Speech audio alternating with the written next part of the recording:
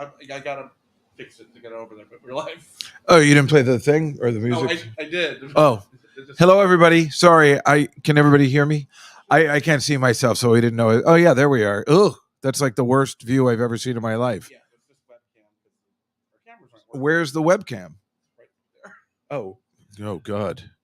Ugh. So I'm looking this way. Oh yeah, that would be even better. Oh, hi everybody. Let me get this fixed. But go ahead. So soon it will be fixed. Hopefully. Oh, hi everybody. Dave Juskow here. Sorry, I got all confused for the beginning. Obviously, we're having some camera issues, but me and Dan Natterman, as you can see, are here. Usually, I like to do a big intro to introduce my guests, but we're on the small little webcam. But let me just say, welcome to the show today, to the Comedy Cellar Nightly Show. Hopefully, this won't happen next week when we have a big show for you, but I'll tell you all that in a second. This is the Comedy Cellar Nightly Show. We promote the Comedy Cellar here. We're here with Dan Natterman today. He is going to be performing in about an hour downstairs from where we are right now, which is always exciting. Judy Gold is here tonight. All your favorites are always at the Comedy Cellar every single day of the week, 365 days a year. And it's the best when we have people that are about to go downstairs. Quite frankly, Mike on the other side, who is trying to put all this together the best he can. It's not his fault. Has a show at 70's opening for Bobby Kelly tonight in the other room. So there's a lot of activity at the Comedy Cellar, and that's why you will find it is the best comedy club in the nation. And also we have our Vegas room with our friend Mark Coco Cohen, who I believe's daughter just wrote a musical. Oh, really? Or something. Yeah. I know she's into musical theater. Riley.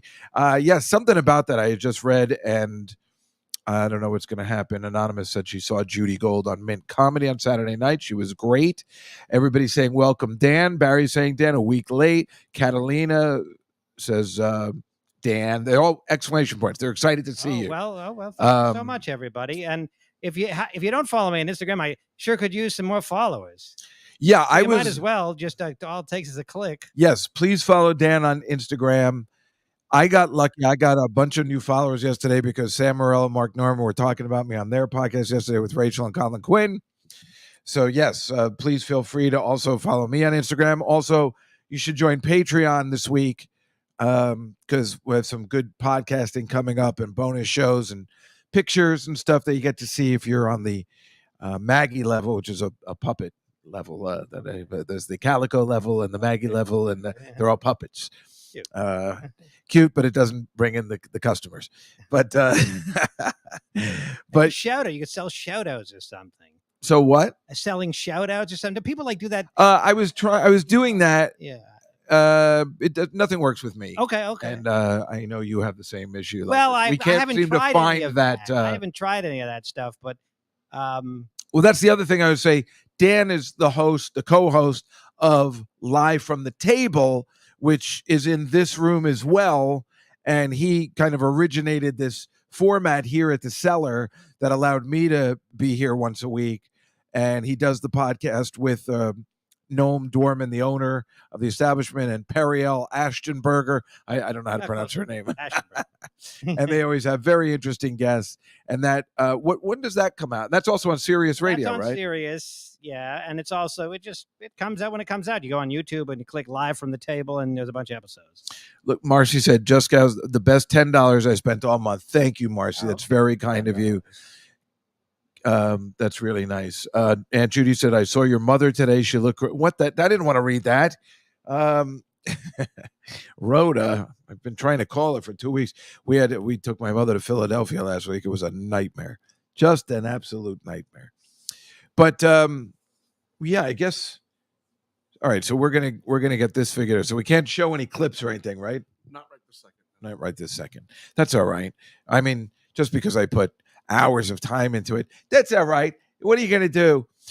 As long as we're here, and we'll talk to Dan in a second, I just want you to know that next week, for most, and the reason I'm doing this is because a lot of the people in the chat room now, a lot of our friends came over from the Billy Joel A to Z podcast I do with Alon Altman.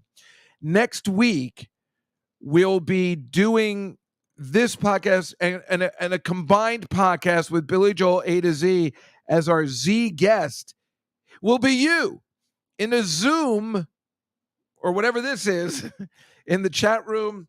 You I'm sorry, people keep texting me, and that's the only way I can read the chat. Just leave that on.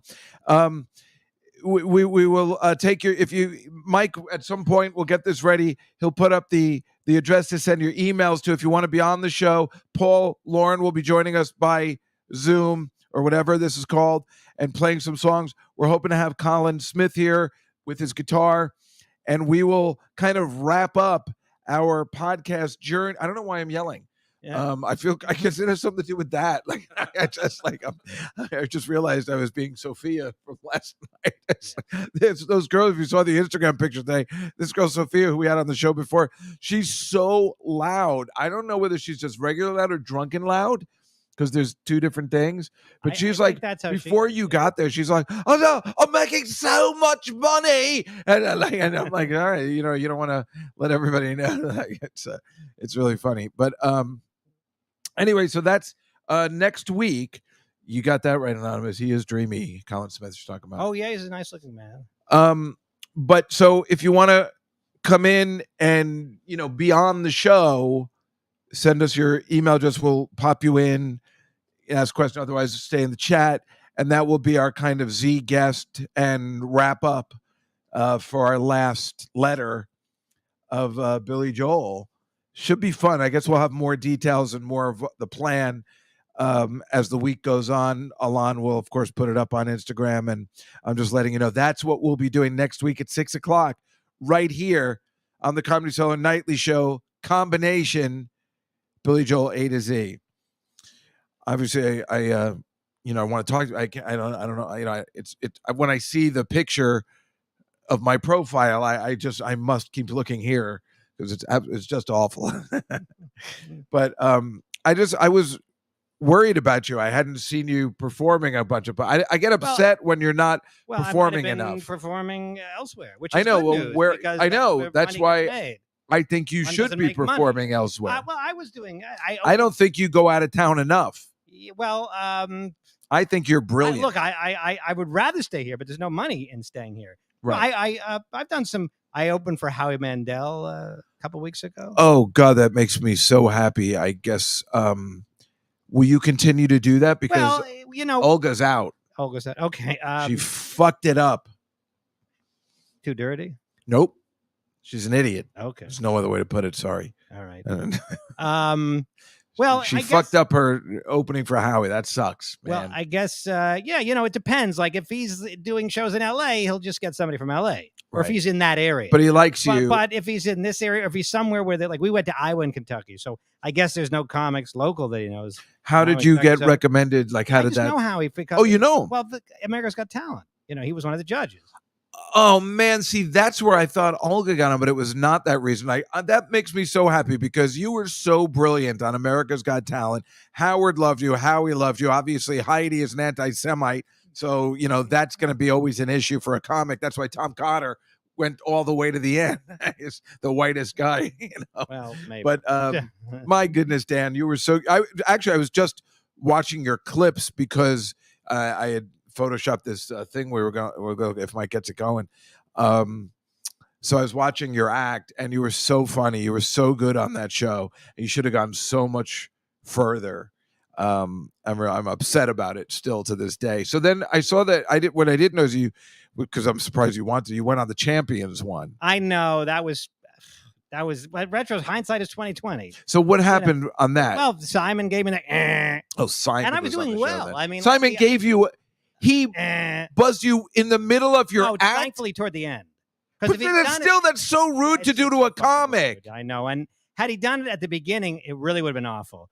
Because then I would have had to go through the rest of my act. So, because he did it at the end and I was doing well, it wasn't as horrible. First of all, I didn't even know what it was. I heard this. No, I thought there was something wrong. That's what really an asshole he is. That's and my mother, she's sort of a traitor because I was talking to her the other day, and she goes, "I really like Simon." I guess I get a kick at it. I don't think she saw me. She didn't see me on the Champion. Oh, but she said I get a kick out of him. So I didn't. Why did you I do? didn't.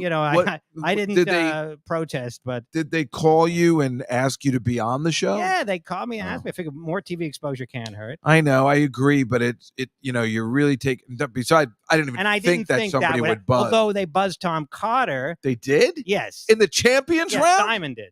Like the year before, 2 years before, whatever That it guy was. just has to be stopped. So, He's but- an asshole. So I was like, I don't know. And then Tom called He me up. doesn't know anything about comedy. Simon knows nothing about comedy. He may know stuff about music. He may, by the way. That's a big may. Exactly. You know. But he knows nothing about comedy. So there you are on a show with And the Simon audience and was Heidi, And and the they know nothing about comedy, and they're judging comedy? Well, the audience was laughing. He should have. Of course they were laughing. You're brilliant. But anyway, he tries to be. Why are you that- mad about it? I'm really, because Simon sucks, and that's a rude thing to do. that's I know that. The buzzer, It's you not could prevent- wait yeah. till he finishes and then say he and didn't then like it. say, Dan, I don't like you. It's not for me. What an asshole. Yeah, Who but who that- the fuck, Mike, and is that's that his guy to cat. judge comedy? That's his character. Like he's the bad guy.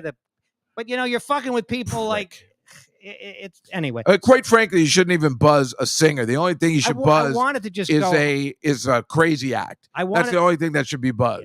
Yeah, right. Something stupid. like somebody that's on there to get buzzed. Exactly. Like a gong show. Yeah, like a Right. show. Otherwise, So- let people finish and then judge them later. Why do you got to be so fucking rude? So I should have just left.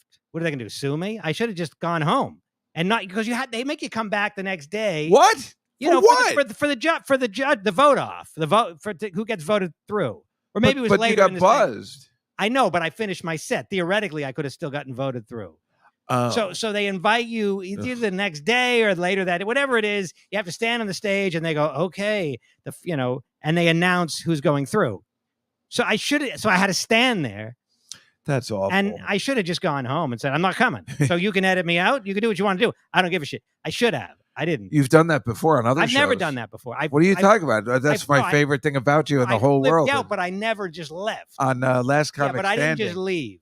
I don't know where you can find the footage, but boy, I did don't need Dan, to see the footage. it was awesome. But Dan really gave it to NBC. He would. Oh, that's right. That's on NBC again. yeah, I should have NBC just. keeps fucking you. I should have just left. You should have seen, if you can ever get a clip of Dan. I think it's on season 2 of Last Comic Standing. Oh man, it's awesome. Turn those cameras off. Get those cameras out of here. It's awesome. And he was robbed right on TV. And I like to think that ruined Barry Katz to just putting together a podcast. That was his Well, I end don't of know the about business this. because everyone knew it was fixed by Barry Katz. And then that was the end. And that's The why one he does thing a I wanted to podcast. do I'm not a manager. when they called us back for the vote, I wanted to wear my I Heart Sherman Oaks T-shirt. Just add a little bit of flavor. But they Where do wouldn't I let know me. that You gotta, from? you gotta. It's just I have a T-shirt that says I Heart Sherman Oaks I don't get because it. there was a waitress that used to work here that was from Sherman Oaks, and she got me the shirt.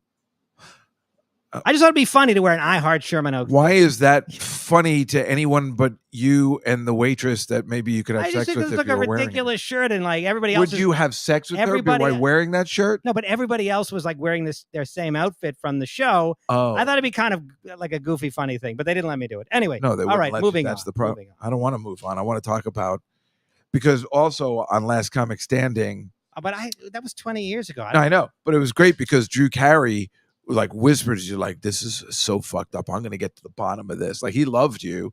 Was it Brett Butler too? Yeah. See, they just came up to Dan and I mean, this is behind the scenes on a show and they aired it because it was so controversial. That's what made it cool. And they were all on your side and they're like, this is fixed. I've been in one of those situations before. We were just talking about it the other day.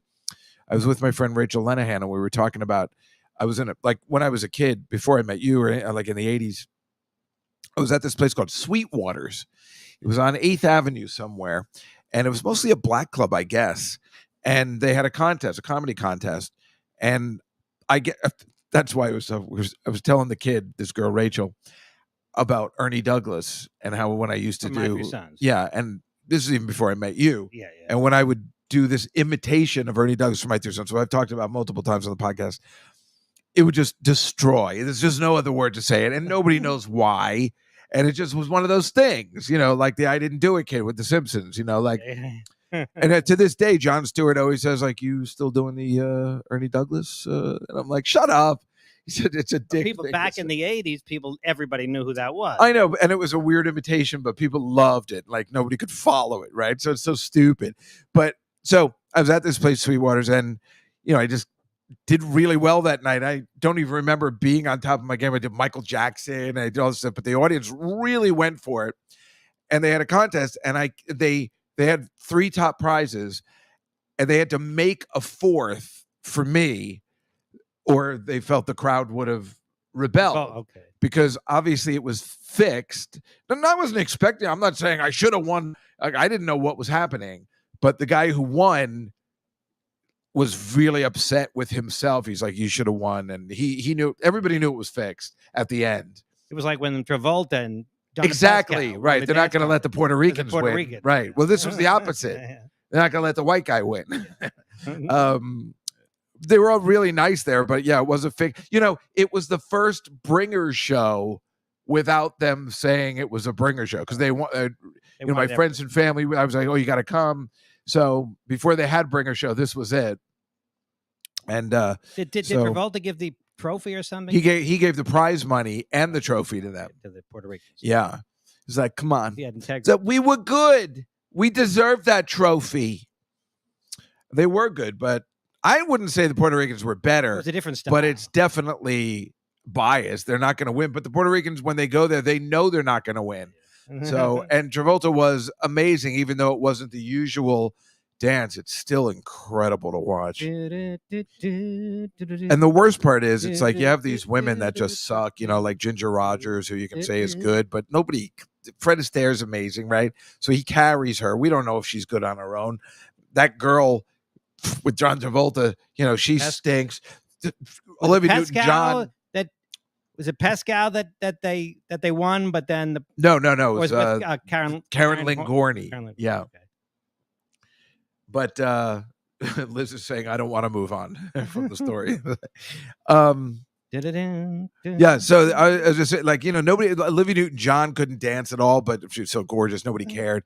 But it's just when you see a guy who's so good, it's funny when a girl and there's plenty of women that are incredible dancers. That's why I liked the TV version of Grease, because that was the girl from Dancing with the Stars is really sexy, with her and her brother, Ho. Yeah, Ho. Isn't her name Ho? She's so pretty. Derek Ho, and I can't remember. They were in Harry Potter when they were little kids, because they were in Britain. Anyway, but a guy dancer is special, especially when they're like manly men, like Christopher Walken or Steve Martin, because it's just rare, right? Because we know girls can move really well. So when you see a guy that can move, like Mick Jagger, it's fucking special. I saw the Rolling Stones last week. By the way, I think Donna Pescow, something maybe you could get on the podcast. I would love to get Donna Pescow on the podcast. I mean, you would think she would. I mean, I don't know what she's doing these days. Well, she was in that commercial with John Travolta for the Super Bowl commercial, which was really awesome. No, I didn't. I didn't even recognize her. She is recognizable because she has those really pretty eyes. And I probably remember her really well. She was in, of course, Angie. Angie, yeah. And she had a great theme song. It's in my head now. I can't think of it. I mean, maybe. Do you remember how it goes? Yeah, it was like, let the rain shine, let the light shine. I don't know the words, but let them. Can somebody play? No, he can't. No. Okay. This isn't going to happen next week, is it? No. You're not going to act like this in the boat, are you? That's from Jaws. I mean, I can play it on my phone. I remember now. No, I can totally remember it. It was Maureen McGovern, the same person who sang The Morning After. Ugh. From the Poseidon Adventure? Yeah. Well, now, I don't know if that would be an interesting podcast. So what have you done? Well, I sang the theme to the Poseidon Adventure. I mean...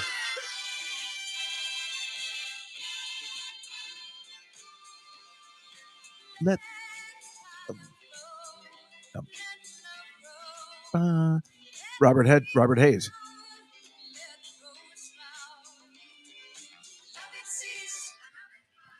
Bum, bum, bum. That's what theme songs were. Theme songs. Bum, bum. I mean, they used to put like, I was reading about the Cheers theme song, and like they didn't. That was not an afterthought. Like, that was a major effort. They, trying to find the right person to write the song, and Mike Post. Is that who it is? Meanwhile, they have a longer version of that song. First of all, it's so fucking annoying in this day and age to when you're watching it, just that it just comes up. You got to listen to those themes all the time. Even the Big Bang Theory even that was later. They always played the theme song all the time. And you really do get sick of them. It wasn't until the 90s that they figured out, let's not do the theme song every week. That's why it's just kind of funny that a show from like 2008 played the theme song every week. Because it's so annoying on TBS when they have Friends. Oh, okay. You're just like, all right, we get it. Yeah, which they've tried to fix by just like making it and putting it over the credits of the last one or something. But yeah. But Cheers has a longer version. Version. Long version they used to play on the radio. I think they only played it on the show the last episode. Right, but on the show they only played the last episode trick. But and that guy might have been singing it, or maybe that was Michael special... Portnoy, I think, was the name of the guy. No, that's the guy who was Soy Bomb. It was somebody Portnoy. It was definitely a Mike Post, I thought. No, Portnoy, but I don't remember what his first name was. Cheers theme song. But they had a longer version on the radio. Of course, they had that line. When your wife goes off, son goes off to Europe. No, now your son says he wants to be a girl. Yeah, they wouldn't do that today. No, they would not. Gary Portnoy was his name. So where was I with Mike Post? But I don't know who that is. I was totally wrong on that. No, it was Gary Portnoy. Mike Post did a bunch of stuff in the 80s, but not that one. Or maybe it was your husband wants to be a girl. Somebody wants to be a girl. Wants to be a girl. Yeah, so today that wouldn't fly, but no, sometimes you gotta go where everybody knows your name. Bam, bam, bam, bam. But it was a good song. Yeah, it's a fascinating show. It's I talk about it a lot because, after Shelley Long left, they were kind of left in the lurch. I mean, let's face it, that Long left in lurch. Even though now we know, like, everybody hates her because she's like a horrible person. As I was teaching this 80s film class, I found out how horrible she was, even in the movies where she wanted to be. Right. There's a movie with her and Bette Midler called Outrageous Fortune. Oh, that was a big movie, wasn't it? Yeah, it made some money. Yeah. But apparently it had nothing to do with Shelley Long. Okay. Because now Bette Midler was that same year, she was also in Ruthless People. Right. Bette Midler was a movie star. Yeah. Shelley Long was not. And Shelley Long was such a C word that she demanded not just equal billing with Bette Midler, but she said her name should be first. Mm-hmm. And like they're holding on to a cliff in the poster. And she was like, I want to be on the left. I need to be first. And so they made a deal with her just being a complete asshole and said, on the West Coast, you'll be on the left. And on the East Coast, you'll be on the right. So if there's two different posters for which side of the Mississippi you live on, all because of this twat who comes off a TV show and says, I want to be big. So the cast hated her. She was apparently really difficult to work with. She was great. She was terrific on that show, but nobody wanted to be. They were thrilled when they were nervous as shit because they all were all people that just wanted their job. They want to work, yeah. Right. Besides, like Woody Harrelson at the end was just like, I hope it ends because I want to go. But Norm and Cliff were like, are you nuts? Yeah. This gravy train? Yeah. Right. Because they weren't sure if they were going to get work again. Yeah. Who knew John Ratzenberger was going to be in every Toy Story ever? But whatever the case may be, they were nervous. Danson had a pretty good. But then they. But he didn't even know either. But he didn't know. So, his movie he was just a gay that guy he was from, doing. Taxi he got lucky with 3 Men and a Baby, right? But it wasn't. But prior to Cheers, he was just like the gay hairdresser in Taxi. Right. Yeah. I don't know if he had anything else going. He was in Body Heat. Okay. He played the dancing attorney in Body Heat or something. So when Shelley Long left, they were nervous, but they were also happy. I mean, you can go on and hear the guys who worked on the show saying, we weren't upset that she left. Everyone hated her. She just made working there a nightmare. So Kirstie Alley comes in and they're all like, I hope this works. Like we want to keep the show going. It's a hit, and she dresses like Shelley Long the first day, puts on the blonde wig, and then everybody cracked up, and then it was all good. And like, I think it's going to work. But they still didn't know if she was going to work in the show. They just all liked her. Anyway, what they did, I don't know if you noticed this, I'm fascinated by it, is these are the same guys that did Taxi, which is why they used Ted Danson in the first place. And Alon goes, Dave Juskow plays a dancing attorney in real life. Shut up. Yeah, I'm sorry. Alon, I promise these technical difficulties will not happen next week. That would be a nightmare. Anyway, and why couldn't this happen last week when I wasn't here? Anyway, so these are the guys that did Cheers. So what they did was make Ted Danson the Alex Rieger role.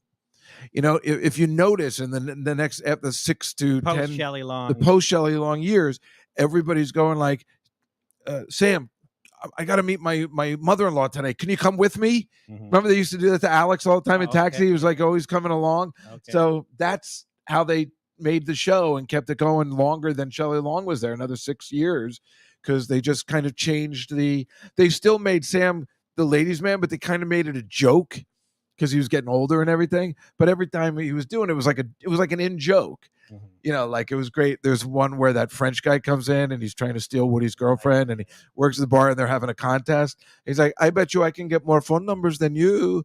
And he's like, I don't do that anymore. All right. He goes, oh, you're a scaredy cat. You're a scaredy cat. And he goes, that's all you Americans are scaredy cat. He goes, all right, I'll do it. And he goes, Sam, I thought you weren't going to do that anymore. He goes, yeah, but he brought America into this. And then he goes, Carla, get my babe kit. And Carla goes, Sam, he's just a kid. He didn't know. And he goes, ha ha, what is this babe kid? You know, like he gets worried. And the babe kit comes out and it's in like that big sewing box that opens like this. And it's got his first edition black book and his members only jacket and a special mix of his colognes they put together. I don't know. I think that's funny. It is funny. But yeah, I just like the way. But Shelley, Chrissy Alley, you know, it was maybe you could argue not quite as good. Right. She was sort of like the Sammy Hagar. I mean, they were still a top band. Yeah, but Sammy Hagar, I prefer. I'm like trying to see them in July. I prefer the Sammy Hagar Van I do Halen. too, but most people don't. No, most people do not. Most Van Halen fans. And most people probably don't prefer the Shelley number Long. one hits anyway. Yeah. With Hagar. And they were a number one show with Kirstie Alley. And Yep. Kirstie was great. I mean, I don't know whether they were ever number one with Kirstie Alley. Well, they were. I don't think they ever made it number It was a big one show because I think Cosby was number one. and Kirstie was great. She was great. She was very And pretty. Shelley Long, she was good in the Brady Bunch movies. She was good in those Brady Bunch movies, but Yeah. she did not deserve to be in the Brady Bunch movies because she is an asshole. But I don't know who anybody could do a better Carol than her. I mean, maybe she was excellent. She looked at those. like Carol, and she was, and that she's- guy. Who's she that did- guy? Oh my God, the guy from Office Space. Yeah.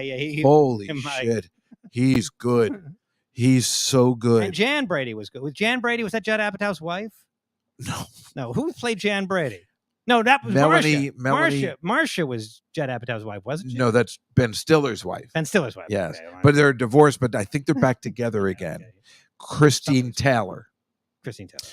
But the Jan was a girl in an improv group. I met her before. she It's was not good. Melanie She was Hutzel. That's the good. one on SNL. Yeah. But it was somebody because I'd met her and she was very nice. Melanie Hutzel? No, Melanie Hutzel was on SNL who used to do Jan Brady. Yeah, because she was awful. All she could do was Jan Brady, and then she couldn't do anything else. She did that sorority chick. Yeah, which is basically Jan Brady. I mean, it was all bad. Just He totally hated me. yeah, yeah. thought it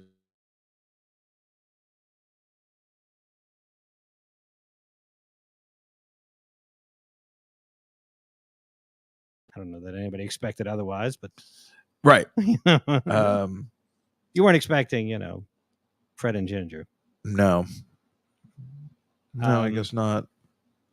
But well, Mike, what's the story? Should we wrap up? Mike, you probably do a good Carol Brady. Mike. Actually, my! It's a great conversation. So, Oh no, I don't. It's just like I just always feel when I have all those things I want to say. I don't know. Do you follow sports? I don't. I was very happy the Rangers lost to the Florida Panthers. And when I was a kid, Also, have you heard what's going on with Caitlin Clark? she's the basketball player. Mm-hmm. Everybody I've in the heard of WNBA is like out to get her. She has like a target on her back. For God knows what reason, all she's doing is making me interested in the WNBA. As everyone who's listened or seen this show knows, I think the WNBA is stupid.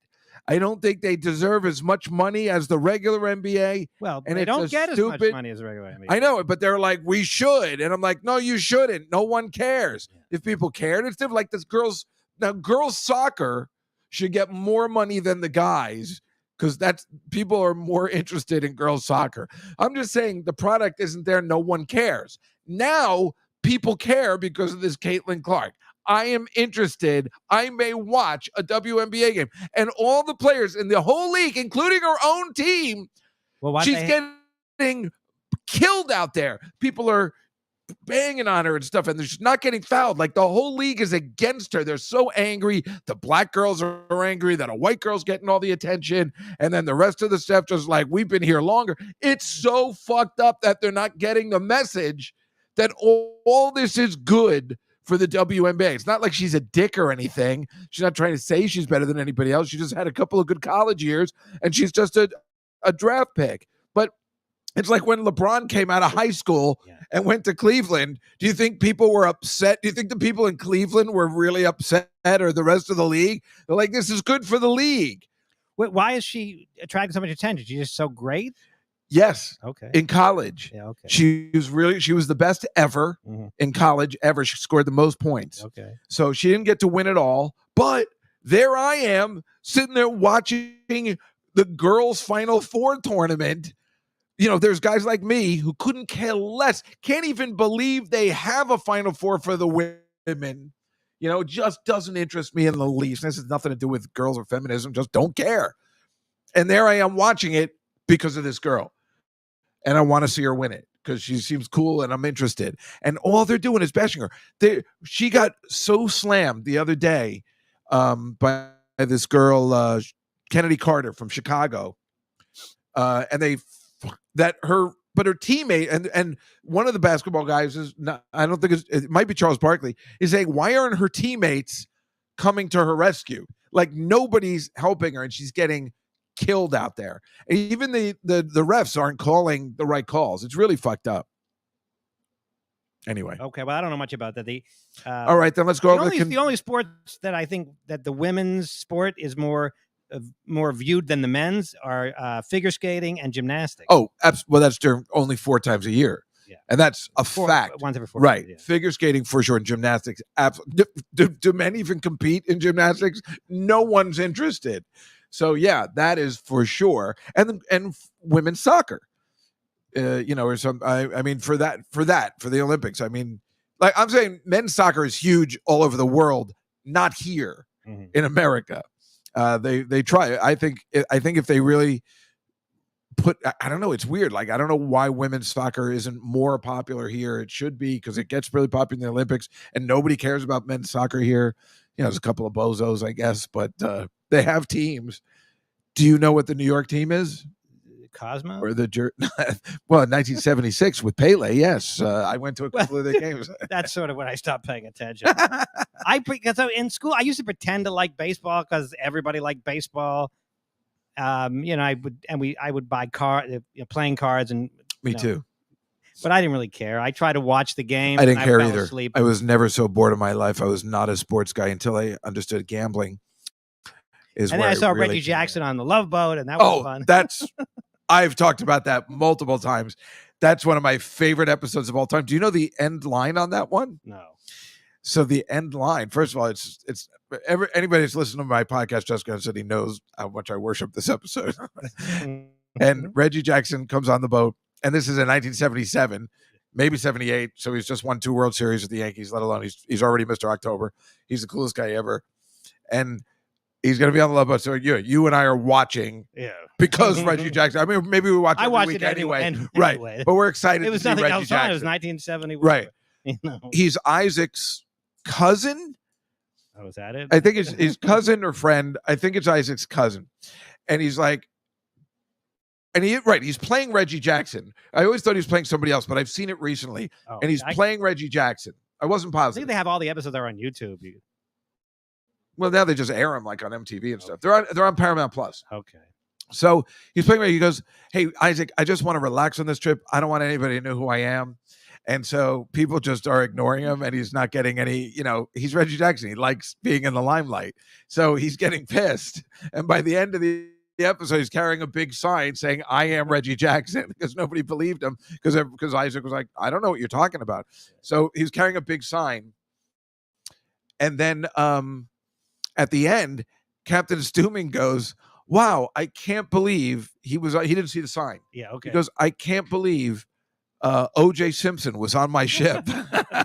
So now it gets that's even amazing. better. Yeah. Yeah, that's just tremendous. Wow, how exciting to have O.J. Simpson on our ship. There was an episode, and he killed no one. There was an episode of the Love Boat where John Ritter, for some reason, had to dress as a woman. I'm not sure why. I remember that too. But he had to dress as a woman, maybe because he was shearing a cat. Anyway, Captain Stooping is hitting on John Ritter in drag. I could see that. John Ritter would make a very attractive woman. But no, he didn't. He looked like a man with a wig on. What was the reason? And Stooping was like a buffoon. Stooping. Like they played Stooping for a buffoon hitting on an obvious guy. Well, he was a buffoon, even though he was captain. Was in the 70s. I think it was a very common comedic device back then to have a guy dress as a woman and get hit on. That was, first of all, that was Tootsie that happened in Tootsie, the movie Tootsie. Yeah. But that seemed, I'm sure there was an episode of Three's Company like that. I mean, that goes back to that one that I don't like with Jack Lemmon and Tony Curtis. Okay. Yeah, Something Like It Hot. Something Like It Hot. Yeah, that right. Something Like It Hot. That's our parents' favorite movie of all time. Yeah. Whereas when I finally saw it, I'm like, I don't get it. I'm not finding this funny at all. And your parents are angry at you for not finding it funny. It wasn't a comedy, but I hated Citizen Kane. Oh, right. It's just boring. Just right. Dismal. Yeah, exactly. Not just boring, dismal. Well, back then, what are you talking about? 1934? What was there to choose 40s, from? Was it? I mean, it's just you just didn't have anything to choose from. And that's why it's amazing. I didn't love Casablanca either, by the way. Casablanca, I really enjoyed. Yeah. Seeing it all after the fact, I was surprised how much I enjoyed that. Let alone, it's one of the funniest lines I've ever seen in my life. I think about it all the time. Where they're closing down the club, the Nazis are closing down the club, or they have that guy Claude Rains, I guess. I think that's his name. The guy who's friends with Bogey, but he's French, and he's like, "We have to close down this club." It goes down. It's like, why? What's going on? They close down Rick's club, Humphrey Bogart's club. Why? For what reason? He goes, "I am shocked to find out there's gambling going on in this club." And he's like, "What are you talking about?" And he goes, and then this guy comes up, "You're winning, sir. Thank you." Now I am shocked.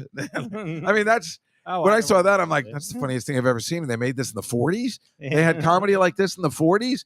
I mean, besides the Marx Brothers, everything was horrible. The Marx Brothers still holds up. Yeah, it does. Besides the slow parts. I mean, some of those lines are incredible. Abbott and Costello? Yeah, oh my God. Watching Lou Costello like run around, woo, I remember they had the Wolfman and the Frankenstein one, the most famous one that when we were kids, Dan and I, they would always have it on Channel 11 on Sunday mornings. So that particular episode with Frankenstein and the Wolfman was, a classic. And Howard Stern was playing it on the radio one day, and Artie was already laughing at just when they're calling, "Hey, chick." We're supposed, like even the names. It's just not even seeing it. Right. The audio was making us laugh. It's they do hold up. Were you going to tell me something? I was going to say that they're no Ma and Pa kettle. That was a joke. Oh, sorry. I don't know anything about. I don't know why we let him talk today. I don't know.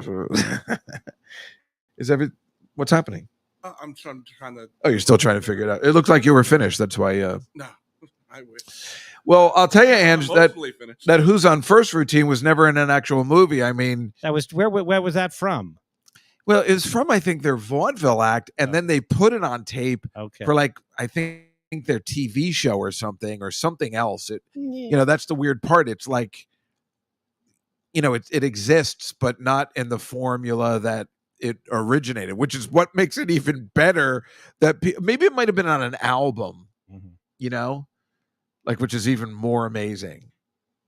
Have you ever put out a comedy album? Yeah, I have Get Off My Property. I'm sorry. I should have known. The album. No, I know. I'm sorry. I should have known. I just recorded something. You did? Yeah, it's not. I mean, it's technically an album, but nobody buys albums anymore. It's just a series of. Is it on Spotify? Well, I'm doing it through Lenny Marcus. He's got. Oh, right. Of course. So he's sent it to Sirius, So, and hopefully they'll play it. It's called In Deep. I don't know, whatever. I had to think of something, who cares? It doesn't matter. Dan, let me explain something to you about comedy. I As a little would have been boy, Play Deep, but that was the Outfields album. That's right. I love that album. I'm so sad. Is that from that album? I only know Your Love. Yeah, that's Your Love. That's Your Love. Yeah, that's Your Love. Your love. You can get it any way you want. What are you talking about? That's That's not Your the Love. Outfield. No, that's Josie's on a vacation. No, that's not called Your Love. Oh, that's not? That's a different song. Oh, okay. And then there's all the love in the world. All the love in the world. All the love. No, they were good. That album was good. Every song had So, love in it. Dan, let me just ask you the most obvious of questions. As a little boy, you didn't come up with your album name knowing you wanted to be a comic? I mean, usually we have that at 10. No, I didn't have it. No? No. I have a list of all the album names I wanted to do it while I was 18. Never thinking I was actually going to put one out, but I was like, if I ever did, here are the album names. How could you not have one? How could you not be ready for this? In Deep. What's the difference? It's just send it to Sirius. Hopefully they play it and I make some money. Well, we can always rename it. It's not an album per se. Why is it called that? Well, because I'm in comedy. I was going to call it 30 Deep because I've been doing comedy 30 years. I didn't want to date myself. So I just said In Deep. I could change it, by the way.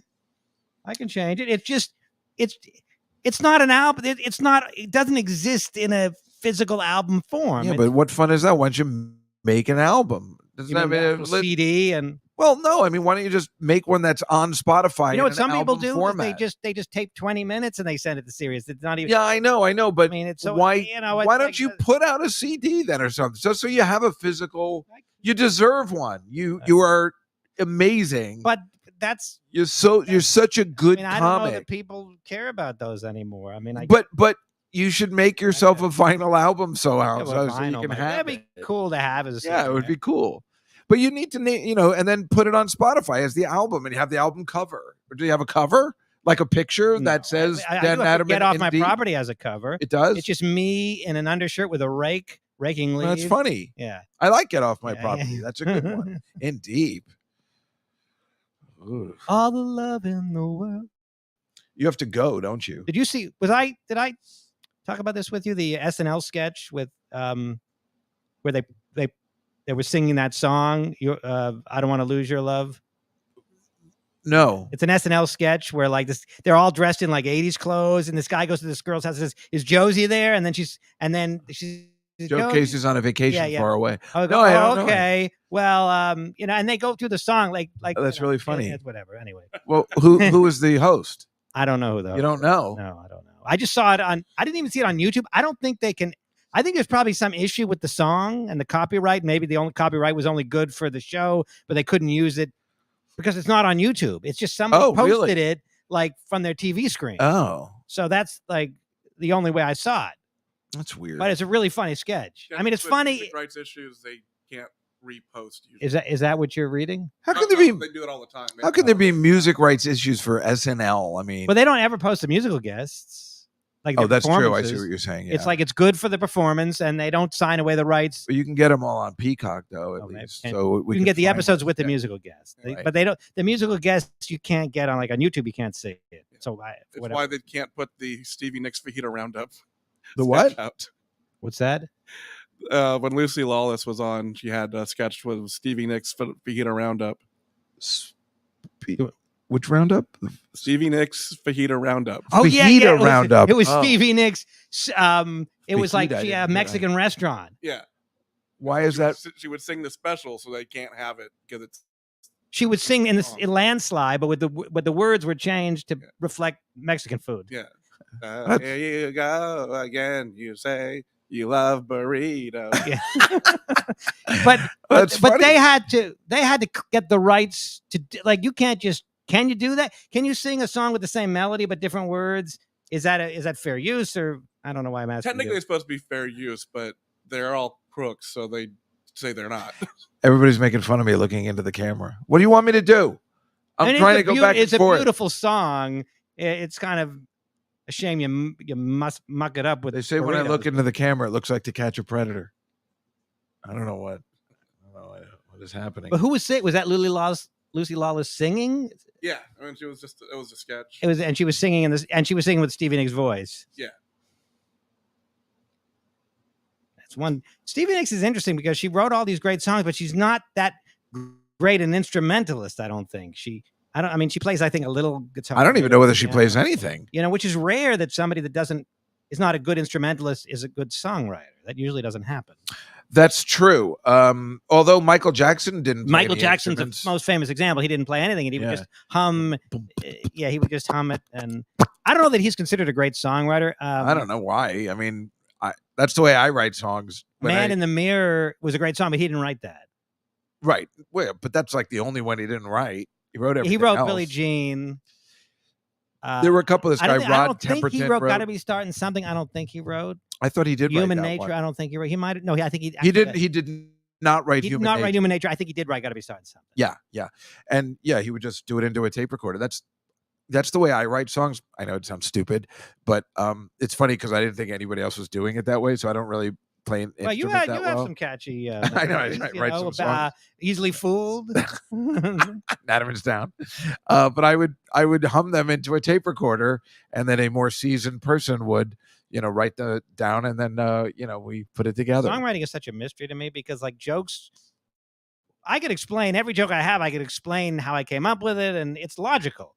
There's logic to a joke, but is there any logic to putting together a string of notes and that? Well, I'm sure such that a way that it's a pleasing to the could ear. tell you that. Maybe. Well, that's the it seems problem. like alchemy, with, and you have and to go. So we just have to stop. Is that it? What do you want to do? I guess we can end. Okay. It's not going to be like this next week, though. You think, right? No, we have to fix it within the next 2 hours. We could end it with a Layla Coda. Layla Coda. Well, folks, I apologize for the technical difficulties. Dan, thank you so much for sticking with it. I enjoy. Why don't you come back next week if you want? Because we're doing our Billy. I just found out Dan's a big Billy Joel fan, so we're going to ask him to come with us, so then we can do all this over again. I was saying that Billy Joel should have, when he wrote scenes from an Italian restaurant, put it away in a safe, and then like today in 2024. Bring that up next week. Bring that up next week. Anyway, folks, so next week, make sure you come. Mike, how are we going to get the email so people can email the address? I don't know. Ilan will put it up. Ilan will put it up on the Instagram. Join us. Zoom in. Join the chat. And we'll see you next week on The Combination, Comedy Cellar Nightly Show, and Billy Joel A to Z podcast. Okay.